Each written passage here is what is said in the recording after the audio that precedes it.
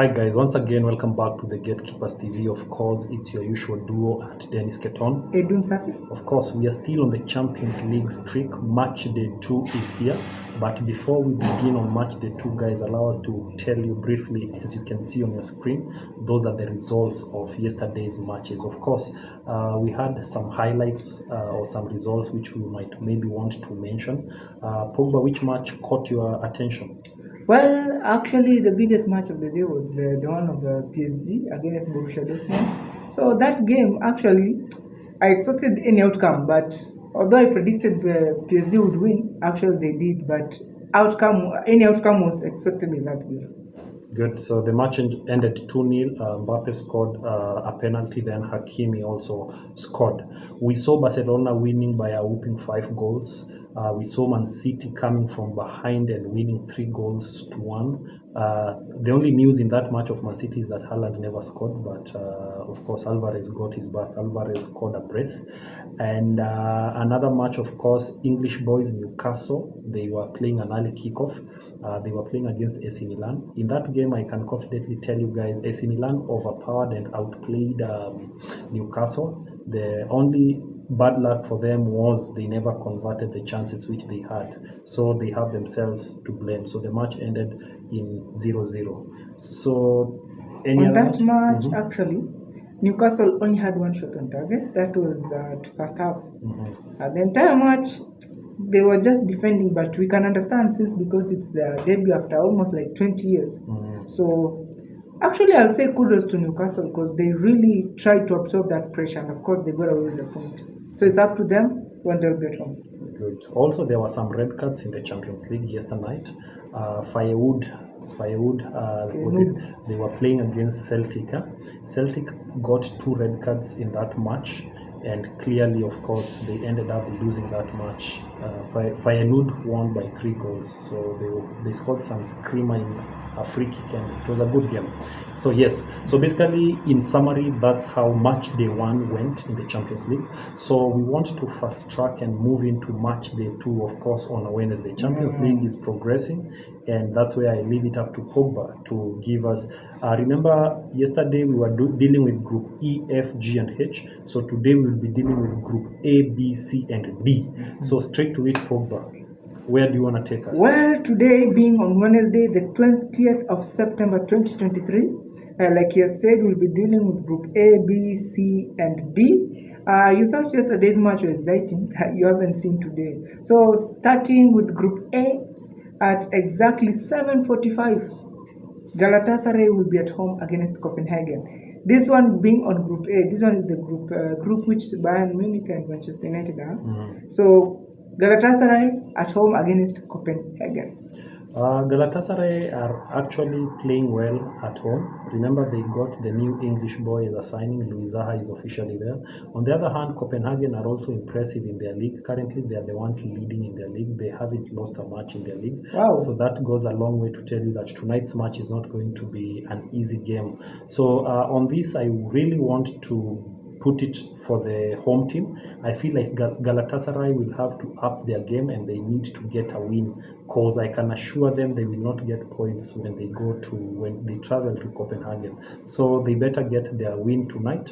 That's why I'm going to favor Galatasaray to basically win tonight by 2-1. A goal galore it's going to be. That's how I'm thinking, because like you've just said, both teams they of course according to the stats, they're both on form right now. So I'm expecting a 3-2 in favor of the home team.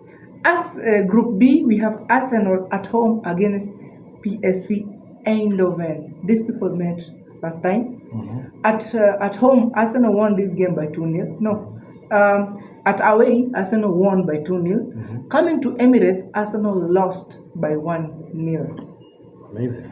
Interesting. So PSV are the league leaders back at home. They are doing well. They're performing well. Also, I think they have not lost up to now. So they are performing very, very well. Same to their rivals, Arsenal. Arsenal, on the other hand, in the English Premier League, they haven't lost a single match. Just to tell you how they fared in Premier League match week 5. Arsenal were able to win their match by a solitary goal, a goal from Alejandro Trossard.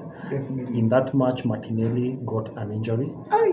So yes, so PSV, of course, they won in their match over the weekend also. So as the two teams are going to meet, remember, after a long time, Arteta and Arsenal are back to the Champions League, and they will be motivated by the type of game which they play, and actually their fans are behind them, expecting them to actually rise up to the occasion and not exit the Champions League in the early stages. That being one of the motivation, it means that Arsenal will be in this competition to give it their all and to actually make sure that they reach the farthest that they can do. Remember, just like Man City last season, Man City had never won the Champions League, but they won their first trophy. So the biggest question in this match is, can Arsenal start their hunt towards winning the Champions League and actually win it the best way that Arsenal can really win it? Then comment in the comment section below. But having said that, guys, I feel like Arsenal's squad is ready for this, Arteta is ready for this, and the team is geared up and they're psyched up to actually come and win their first match of the Champions League in a very long time. So of course, we saw over the weekend Arsenal rested Ramsdale, so chances are he might be playing tonight because Raya started in the match which they played in the Premier League.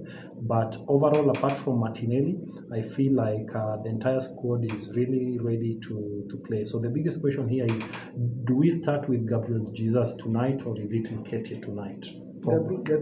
Gabriel Jesus, yeah? Definitely. So PSV on the other side, the way I've told you guys, it's not a small team. It's not a team that you will actually undermine. As Pogba just told us, last time they played, they won against Arsenal At Emirates. So the question is, can Arsenal allow them to come and reclaim that victory again? If you ask me, I think that Arsenal are going to actually cement that, considering they broke the curse against Everton, which was looming. So in this game, guys, allow me to support Arsenal to be able to win it by 3-1. I see a surprise when it comes to matches like this, but I don't know. I don't want Arsenal fans to be on my neck, so I'm going with Arsenal to win this game by 2-1. So we are now on. That was Group B. Actually, it's Arsenal against PSV, and then we have Sevilla against Lens. Sevilla being at home, this one is their match, so I'm giving Sevilla 3-0. Sevilla. Let me also remain in Spain and say Viva, or how do they put it? I've forgotten that Italian word, but it is what it is. So Sevilla to win by 1-0. Group C, the Los Blancos against Union Berlin. Now that is Real Madrid will be facing Union Berlin. Well, according to me, I feel like Real Madrid will do what their close rivals did. So this one is I'm going with 4-0. Of Real Madrid. Real Madrid currently they have not lost a match in La Liga. They are playing not very well, but for some reasons they are finding a way of winning, which is important. The results are very well. Their new signing is impressive. Jude Bellingham has been scoring those important goals for them. So it will be fair enough to say that Real Madrid will always find a way of winning whenever you present them with a match. So they will be, where will they be? At home. At home. Yes. So clearly Real Madrid at home, they are a force to reckon with. So the German boys, Union Berlin, they will have to forgive me in this match. So I'm giving it up to actually Carlo Ancelotti boys to be able to bag it home. So Real to win by 4-1. On the same Group C, Sporting Braga against Napoli. This one, without a doubt, I'm going with Osimhen. So Osimhen, a brace, and another 1 goal. So I'm going 3-1 in favor of Napoli. In the African Nations Cup qualifiers, the guy Pogba just mentioned, Osimhen, he was the top scorer. Last season's Champions League, Osimhen was also the top scorer for Napoli, both in their league and also in the Champions League. So clearly Osimhen is a prolific scorer, and Osimhen seems to have luck when it comes to scoring goals. So when they face each other in this match, considering that also Napoli has not started that bad in Italy, in Serie A, they have, I think, only lost once and won the rest. So good job Napoli. So I feel like Napoli will be coming to confirm that they are winning this. And when Napoli wins, they don't win with one goal. They always score many goals. So give them a chance to win by 3-1 again. Group D, we have Benfica against RB Salzburg. Now, when I look at the strengths of these two clubs, I feel like it's almost the same. Benfica, RB Salzburg. Okay, in this case, I'll go with Benfica. Say most definitely because they impressed me last season. So Benfica will win this game by 3-2. The question is Benfica watafika bei, but kama watafika bei, let's see how it goes. So I feel like RB Salzburg is not a team you want to shove it off because they have started the season well, and I feel like they will be giving these guys a fight for their money. So give it a 2-2 for me. 2-2. Real Sociedad at home against Inter Milan. This one is a bit big. Now, and Inter Milan, yeah, they're good. They won the derby, of course. It's always iconic. They won the derby against their rivals. Should I say rivals or close partners because they share a stadium? But they just won by 5-2, right? Mm-hmm. So this one, of course, I'm going with Inter, but it won't be that easy. Actually, allow me to go for a draw. I'm going with 2-2.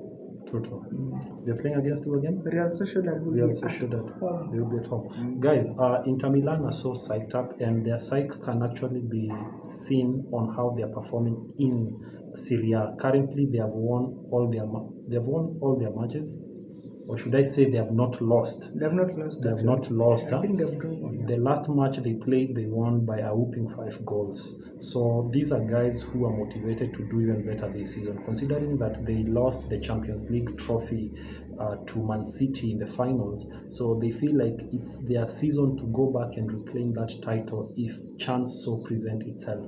Only that this time round they have lost.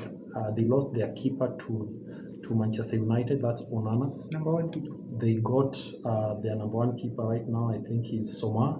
So still, I feel like they are still good. They are good at the back, and they are doing everything possible to be able to win their matches. So on the flip side, I feel like Real Sociedad also are not coming to rest, but I feel like they will be using their home advantage towards winning. But unfortunately, they will not win against Inter. So give it a 1-0 win for Inter Milan. Match of the day, which comes from Group A, Bayern Munich against Manchester United. The match is played at Allienz Arena. Oh, the venue. It is in Munich, Germany. Stadium is Allienz Arena, and of course, the referee will be Glenn Nyberg. The VR will be a guy by the name of Paul Van Boge. So, okay, let me give some quick stats. Bayern Munich versus Man United head-to-head. The record of the last 5 games, Bayern has had 2 wins, Manchester United 2 wins, and 1 draw. So last meeting, the last meeting, which was in Champions League in April 2014, if you can remember very well, Bayern Munich won by 3-1 against Manchester United. 3-1. That was back in 2001. No, 2014. 2014. April 2014. Which match was that? It was a friendly? No, it was a Champions League specifically, League. Definitely. 3-1. Yeah, it's in 9th April. Okay. The current form in all competitions for Bayern Munich, actually, it's a draw, win, draw, win. Actually, they lost, didn't they? No, Bayern drew with PSV Eindhoven. Last week. No, in their league. Yes. In their league, no. In their league, they drew 2-2 with, it's usually called Borussia something. Frank, whatever. Borussia something. Which, of course, they came from behind and they scored a late equalizer, right? Manchester United, anyway, those are the stats. United are not in good form, to be honest. Having said that, guys, I think Manchester United will be considered the underdogs in this match as they have already traveled to Allienz Arena. So I feel like this is a match whereby Manchester United, deep inside them, they know that it's going to be a hard task for them to be able to win or even draw at Allienz Arena. But in football, anything is possible, and we are ready for that. Currently, Ten Hag has lost most of his players, of course. Wan-Bissaka is out for 2 months. Anthony is still battling with his case. Sancho is still training alone. The team does not want him to join them. The coach. On the other hand, you find that Amad Diallo is also out with an injury. Varane, officially at least, he's back. That's some good news for Manchester United. Though he has not traveled. Maguire also is injured. So Manchester United feels like you are joining Chelsea in this bandwagon of injuries. But it is what it is. So having said that, on the other hand, I feel like Bayern Munich, they have few injuries here and there, but the main team is back. So Bayern Munich signed the new boy from Tottenham, of course, Harry Kane. And since Harry Kane came to Tottenham, he's played 4 games, scored 4 goals. And last weekend, when they drew, he actually scored his landmark goal, his 300th goal since he started playing professional football. So that goes a long way to tell you that Bayern Munich has a striker. They have a lethal striker in their squad. So if we talk of lethal strikers and the lethal front line, we are seeing a Bayern Munich which will be having Harry Kane as their number 9. They will be having Leroy Sané on the flanks. Then on the other side, they will be having Musiala. Then of course at the front as a number 10, Harry Kane will be assisting each other with Serge Gnabry. So guys, I don't know if you will not be afraid of that frontier. I don't know what you are waiting for in that match. No, I'm just telling the reality. On the other hand, for the Manchester United front is being led by the new boy, Rasmus Højlund. That is the main guy who's leading their front line, of course, with Martial. Though one of them, they have to choose who's to start and who's to come from the bench. Then, of course, the usual suspect, Bruno Fernandes and Marcus Rashford.